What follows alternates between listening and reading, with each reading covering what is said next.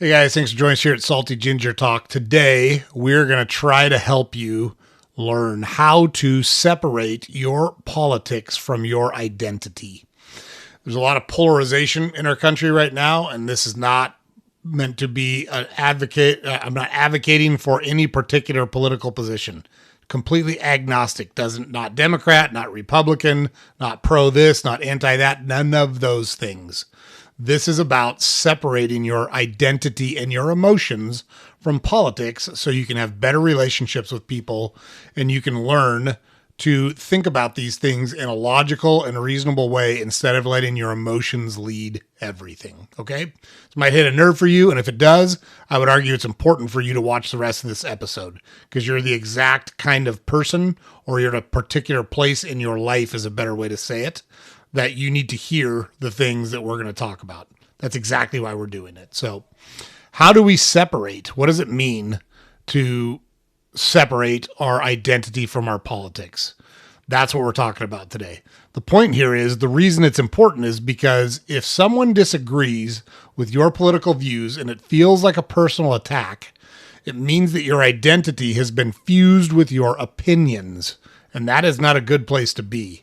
When your identity is fused with your opinions, you cannot think clearly. You can't have honest conversations. You can't update your beliefs when presented with evidence that suggests you might need to update your beliefs, and you can't keep relationships healthy. That is not a good place to be. I'm not here to tell you what to believe. I'm not here to change your mind on any of your political opinions. I'm not here to validate any of your political opinions. I'm here to help you think like an adult. An adult will reason through things and have honest, meaningful conversations with people and not cast relationships away because of political disagreements. Even people in politics collaborate regularly with people on the other side of the aisle. It's when they find common ground. And there's lots more common ground than there is discrepancies and differences. Adults are calm. Adults think clearly. And adults hold strong to what matters to them without personally attacking or judging other people. It's very straightforward. So let's define some terms here real quick before we get too far into this. Beliefs. What are beliefs? Beliefs are ideas that you hold. These should be testable, they should be updatable, and they should be evidence-driven. Not emotions, evidence-driven. Identity is who you are. Identity is your character, your personal values, your integrity, and your actions. The key here is if you are your beliefs, changing your mind feels like you're being disingenuous to who you are as a person. That makes people stubborn, it makes them defensive, it makes them angry, and it makes them tribal. That is not a good thing. Go back through human history, and that's how most wars got started. Your goal should be to say, I feel strongly about this, but I might be wrong. I'm open to evidence. I'm open to conversation. I'm open to suggestions, but I feel very strongly about this. That's not weakness. That is strength. That is the sign of a mentally strong person, of a person who wants to get better, who wants to learn more, who wants to be educated, who wants to allow reason and logic to weigh heavily in their decision-making process. Okay? So that's the difference between beliefs and identity, and we need to keep those two things separate. So why do politics become identity? Well, we just talked about tribal, and where that's really the biggest reason why it happens. Humans are tribal. We want to belong. We want to belong to a group. We want to belong to a tribe. Politics gives people a tribe, gives them a storyline. It gives them an enemy. It gives them moral certainty, or at least they think it does, and it gives them a sense of purpose. The danger is when your brain starts protecting the tribe ahead of the truth. There's a few mental traps that show up when this starts to happen. Number one, and every single person, and remember, this is agnostic. This is not directed at any political party, any political belief, any political idea. This is how human beings' brains work. Mental trap number one is confirmation bias. We search for information that confirms what we already believe, and we ignore information that runs counter to what we already believe. It's a terrible approach, It's the exact wrong way that a critical thinker should approach things, and it happens to every single one of us. I am not in any way excluding myself from this. I am not up in an ivory tower judging people down below. Not at all. I'm telling you, my mind works this way. Your mind works this way. If you recognize it, you can correct it and fight it in most situations. Number 2 is motivated reasoning. That's trap number 2. We don't reason to find truth. We reason to defend our thoughts, our sides, our beliefs, right? We motivate, we tweak our reasoning using confirmation bias to prove what we already believe. And number 3, here's group polarization. If you spend time around only people who think what you think and believe what you believe, you're going to get more extreme on that belief. And that's going to be problematic for you. And one of the biggest problems here is the modern media is built to exploit this flaw in the human brain. Outrage sells, hate sells, rage sells. If you're always angry, always consuming political content, always posting, it's not because you're informed. It's not because you know more than other people. It's because your nervous system is addicted to the dopamine hit you get from the likes and the views and all the other shit that happens on social media and on the internet. Okay? That's not what you want to chase. It means nothing. It's not real life. You're living your life in a fantasy world. You got to come back to reality, interact with people, do so in a way that allows you to not change who you are, but to disassociate your values from your beliefs and not judge other people because they might not share the same beliefs that you share. Okay? So we're going to give you an identity firewall to kind of insulate your identity from leeching your beliefs in and kind of falling victim to groupthink and confirmation bias and the things we just talked about, the motivated reasoning, the group polarization. Okay? Number 1, name your values without naming your tribe. It doesn't matter what side you're on. You need to name your values. What does that mean? Instead of I'm a blank, Democrat, Republican, Green Party, Libertarian, doesn't matter. Not the point. What do you value? What's important to you? Here's some thoughts. I value liberty. I value fairness. I value personal responsibility. I value compassion. I value rule of law. I value truth over popularity. Those are all values. They're not beliefs, they're values. If you lead with values, you can find common ground with people who vote differently, think differently, believe differently than you do. Okay, number 2, you can have strong opinions, but they need to be loosely held. One of the most mature ways and ideas that you can live by. It means you have conviction, but you stay updatable. You're open to new information. You don't collapse emotionally when someone challenges your beliefs. You can engage in a conversation with someone who believes differently than you and not lose your shit. Okay? Separate policy disagreement from moral worth. You don't get to make value judgments on other people. You don't know other people that way. This is where people lose it. This is where we see the videos of, seems like a lot of nurses and teachers lately that are wishing harm and death on people they don't know. It's insane. Like that's not an adult way to handle things. Something's wrong with your mental processing. If you feel the need to take out a camera, record yourself wishing death on other people and post it to the internet, you got a problem. By definition, you got a problem if that's your approach. Okay? Here's where people go nuts. They assume if you disagree with me, you must be stupid or evil. That's fusion between beliefs and identity, and we gotta quit doing it. Instead, we've got to think that disagreement usually comes from different experiences, different priorities, different incentives, and different trade-offs. And I know lots of people who think diametrically opposed to me on things that I feel are very obvious. And I don't think they're stupid. I don't think they're evil. I think they think differently because of the way they see the world. And that's okay. I can interact with those people. I can be friends with those people. I can love those people. But I'm not going to agree with them on things that I have a different belief on where I haven't seen evidence that I should change my belief. Now, if I'm presented with evidence that I should change my belief, totally good. Totally got it. I'm not going to cling to a belief that facts show isn't a good belief. But the disagreement typically comes because we all have different experiences. We all have different priorities. We all have different incentives. We all are willing to make different trade-offs. And it's not your place to judge someone else because theirs are different than yours.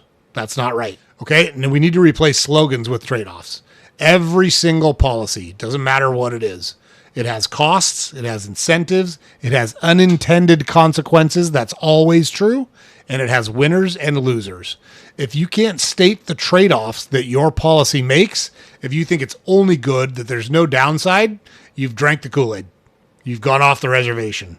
You are not thinking about it clearly because every single policy has trade-offs.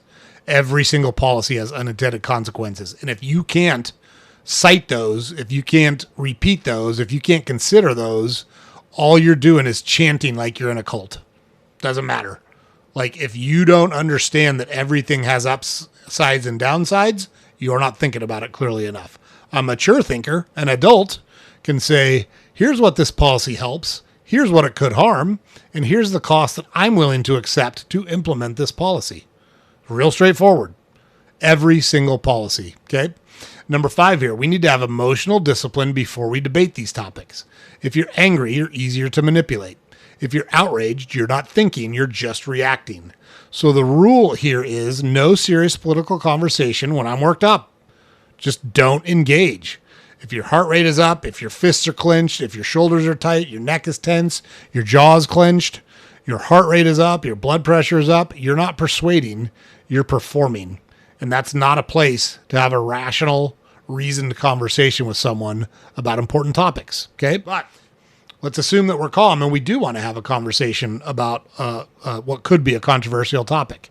Here's some tools you can use to make sure that conversation is productive. Number 1, 3-second rule. We talk about it on this channel all the time. Before you respond, don't say anything. Take a pause. Take a beat. Do not respond emotionally and do not respond immediately. Take 3 deep breaths. Let your nervous system settle down. Let your prefrontal cortex re-engage. And then you can ask some clarifying questions instead of just blurting out a response. What do you mean by X? What evidence would change your mind? What could be true that would make you think about this differently? What trade-offs are you willing to accept for this to happen? Okay, that's 1. Ask clarifying questions. So pause, ask clarifying questions, and then we're going to steel man their argument, which is in essence trying to make their argument as strong as possible. Restate it in a way they would agree with it. So what I hear you saying is, and then restate it in a way that they would agree with what they just said. That builds trust. It means they know you heard them. It means they know you listened to them. That doesn't mean you agree with it. It just means you understood their point of view. That's all you're trying to do.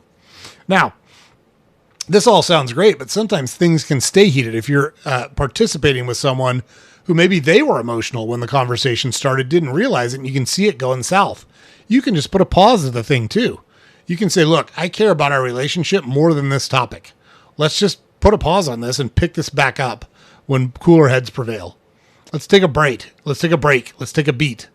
Let's just hold on for a second. I don't want to damage our relationship because we get in a heated conversation and we both say stupid things that we're going to regret down the road.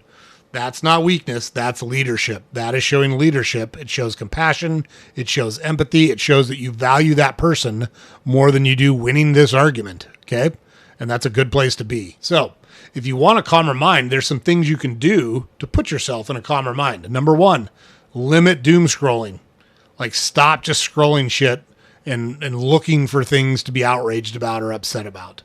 Stop feeding on rage content. If you see content that makes you upset, let's say there's a particular subject and the other side of the subject really upsets you, just quit looking at it, man. Leave it alone for a while. Read long form on from multiple sides. That's all of the arguments for a particular side and then all of the arguments for the opposite side. Really try to understand both points of view.